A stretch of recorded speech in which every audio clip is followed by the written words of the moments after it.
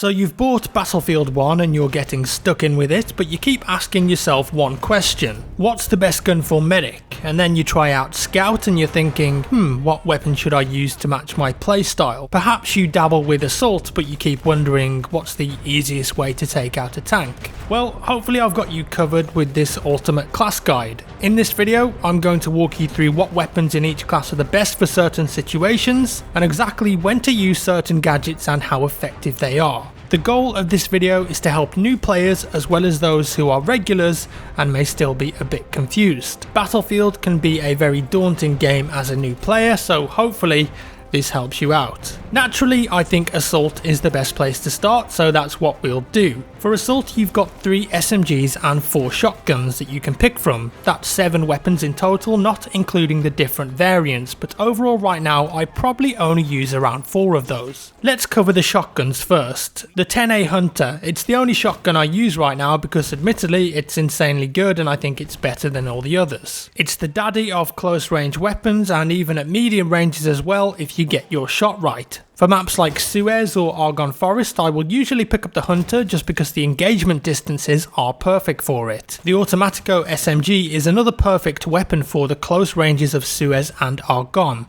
It's got a crazy rate of fire, so you can drop enemies extremely fast, and I think really you've got 2 options that are the best here, Storm or Trench. Storm will give you better aimed accuracy, but Trench will give you better hip fire, and honestly you can hip fire for days with this gun anyway, so just pick the type that suits your game style. My preferred though is the Storm. For other maps, if I'm playing Assault, I will tend to use the Hellriegel. Say on a map like Ballroom Blitz for example, when you've got a bit longer engagement distances. It's got fantastic hip fire as well as a good accuracy at close range, and it's got 60 bullets in the magazine, so you can easily take out multiple enemies without reloading. There is only one version of the Hellriegel, so you can't really go wrong. The MP18 is still a fantastic all-around weapon though, and it really comes down to personal preference. The hipfire on the MP18 is more accurate than the Hellriegel, especially on the Trench version, but of course you get a lot less bullets in the magazine. I personally would pick the Hellriegel over the MP18 though. I just think it offers a great balance of everything you need: accuracy, hipfire and magazine size. Now, as I said, there are 3 other shotguns available for the Assault class, and it's not like they're useless, they're good as well, but while the 10A Hunter is so good, it's really impossible for me to suggest using them, even if they are effective at times. Shotguns as a whole I think will probably get looked at soon, and probably change slightly in a new patch. Right, so how about those gadgets? For Assault you've got 4 gadgets: Dynamite, Rocket Gun, Anti-Tank Grenade and Anti-Tank Mine. I will always run anti-tank grenades, they're the huge ones, and then I will pick one of the other 3 to accompany it. More often than not, that's the rocket gun. You get 4 rockets that you can fire, and it gives you the ability to take on a tank at range, something none of the other gadgets offer. Also, if you run over a support player's small ammo pouch, your rockets instantly get resupplied, making them even more useful. Multiple Assault players shooting at a tank at range with the rocket gun can be a real menace. The anti-tank grenades, well, they're a must. That leaves us with the Dynamite and Anti-Tank Mines. Now, the mines deal massive damage and can literally devastate a tank in a second, especially a light tank. If you want to take out a tank but don't want to risk it not driving over your mines on the ground, a cheeky tactic is to actually place a mine down right next to it and then throw explosives near it or fire at it to set it off. This will deal massive damage to a tank and you don't have to risk the tank not driving over it. Of course, that does require you to get close in the first place, which isn't exactly a walk in the park. If that's not your style, then just make sure you put them down on the ground in hard to see places where you know tanks will go, so the edges of flags, say the C flag on Empire's Edge for example. Sneaky places. Dynamite on the other hand is a bit trickier because you've got to get close to use it and it doesn't stick to a tank, instead it will drop down near it, so if you throw it and the tank sees you, it's going to move back, and then if you detonate it, it's no longer going to deal full damage. If you can get 3 full sticks of dynamite on one tank, you're going to deal a solid amount of damage, but it's not that easy to do. Certainly not as easy as it was in Battlefield 4, because in BF4, if you got close to a tank with 2 C4s and got them stuck to the tank, it didn't matter if it drove away. In BF1 you need to be a bit more careful. My ultimate loadout for the Assault class would be Hellriegel, number 3 revolver, anti-tank grenades and rocket gun. I think overall that will give you the best balance of damage and range. Now moving on to the medic class. Well, medic is actually one of my favourite classes to play. And the good thing about it is that there are multiple weapons you can use successfully depending on your playstyle. It's also one of the simplest in regards to gadgets, only giving you a revive syringe and 2 types of healing gadgets and some rifle grenades. Let's start with the weapons. I'd say that Medic has multiple weapons that are effective, and it really comes down to personal preference. The Untitled Trench can be a fantastic choice because you can put it on automatic fire mode. That makes it very useful up close and even at medium ranges. You get the best of both worlds because you can tap and use the auto fire to let it fire off multiple shots for you. The same for the M1907 Sweeper. One of my personal favourites though is the auto loading extended. It's got a 16 bullet magazine, and although each bullet isn't as powerful as on the other medic weapons, it can be fired very fast and its hip fire up close is fantastic. I use this a lot when I just want to run and gun as a medic on close range maps. After that, I think it comes down to personal preference. The Sebslader M1916 and Mondragon weapons are very similar in a lot of ways. I love the Mondragon Storm, I just like how it feels, and then you've got the option with the medic weapons to use the Mondragon Sniper or the Sebslader M1916 Marksman if you want a medic gun with a bit more range. Overall, if I want to get up close, I'll definitely be using the auto loading extended or the Untitled Trench in auto, or if I want a bit more range, I'll use the Mondragon Storm or Sniper and then the Sebslader Marksman, usually in that order. So now onto the medic gadgets. You've got a medical pouch and a medical crate. They both have positives and negatives. The pouch can be thrown around really fast and it can heal teammates as they move, so it makes it perfect for running around between flags on Conquest. The medical crate, however, is much better if you want to heal multiple friendlies at once, but of course they've got to be stationary to use it, so there's a bit of a trade-off. I personally run with the pouches because it just fits my style. I can heal friendlies fast and I can heal myself on the move if I need to without slowing down too much. The syringe, of course, a vital tool for the medic. Use it to revive your dead teammates or even kill enemies. The last gadget is the rifle grenade, and that's got 3 versions: HE, Frag and Smoke. I personally have only really used these when I needed to obtain a medal. I don't really find the need to use them most of the time, but they can be useful to hit a group of enemies from afar or clear out a room from a distance. They can also deal damage against vehicles, so if you want to take out light armoured transport vehicles, they will certainly come in handy. Smoke is something that you don't see being used very much, but in truth it could be a fantastic tool for attacking points, especially in operations for example. My ultimate loadout for the medic class would be the Untitled Trench, the auto revolver, medic pouch and medic syringe. Okay then, let's move on to support. Not everyone loves playing support because the weapons just aren't as satisfying or as good as some of the other classes, and some people just don't find it that fun. But there are actually some excellent weapons on support that are fun to use. Out of all of these support weapons, my favourites are the MG15 Storm, the Bar Storm and the Madsen MG Storm. Out of those 3, the MG15 has better accuracy as well as having way more ammo at hand with 100 bullets in the magazine. The BAR on the other hand is really enjoyable to fire, but it's got very little bullets on offer, a meagre 20 in the mag.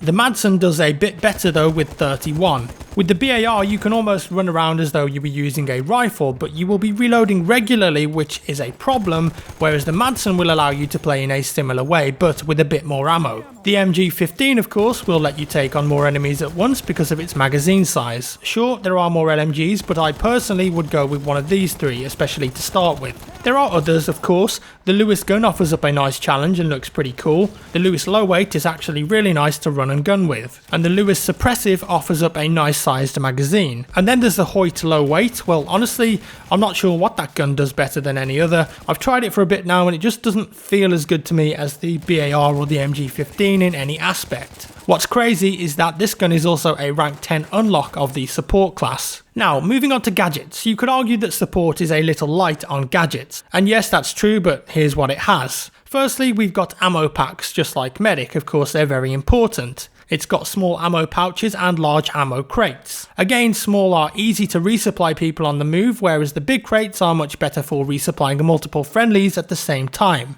The Limpet Mine is a gadget designed to take out vehicles, but that's not all it's good for. It can take out buildings as well. If you want to use it against a vehicle, you need to get close and throw it. It will stick and detonate after a few seconds. You don't need to do anything further, you just throw and forget. After the last patch, it was also tweaked to make sure that nothing else can set off the mine other than the timer. And then of course there's the mortar, and I would always take the airburst over the high explosive. Airburst is a bit more effective against infantry, and high explosive deals more damage to vehicles. When firing the mortar, wait a few seconds before shots and you'll see the circle on the minimap shrink to a red dot. When you've got that red dot, you know that your shot will be very accurate indeed. Try not to spam fire with the mortar and you can be very effective with it. Lastly, for support, we've got the repair wrench. This is all about team play and helping your friendly tankers to stay alive. I'd say that it isn't as widely used as a repair tool in say BF4, but it can really make a difference to a friendly tank if you prefer to use it. Stationary weapons and doors can also be repaired, so there are plenty of points on offer. My ultimate loadout for the support class would be the MG15 Storm, number 3 revolver, ammo pouch and limpet mine. Last but not least, we've got everyone's favourite class, Scout. There are some fantastic Scout weapons, some with scope, some without, and they're both fairly simple to use but also incredibly satisfying as well. Let's take a look. As a starting sniper, if you want something super effective at mid-range, I would always recommend the SMLE Marksman. It was the weapon of choice during the beta and a fantastic all-around rifle. It's got a pretty close range sweet spot of between 40 and 75 meters, so it's the perfect close range sniper. The infantry version is fun to use and it regains accuracy faster because of its low weight, and the carbine version has better hip fire overall. It's then a toss-up for me between the Russian 1895 and the Gewehr 98. I personally like the sniper variants and they're both extremely similar with almost identical stats. The main difference is being the sweet spot. The Gewehr sweet spot is between 80 to 120 meters and the Russian 1895 is slightly closer at 60 to 100. They can both be used in infantry versions if you want to use them without the scope, and the Gewehr can also be used with a marksman scope if the long range scope isn't your cup of tea. And remember that marksman variants of rifles don't have scope glint, so they can be a bit sneakier to use. The M1903 is the weapon of choice for more long range sniping, and its sweet spot is the largest in the game, but then there are a couple of wildcards, the Gewehr M95 and the Martini Henry.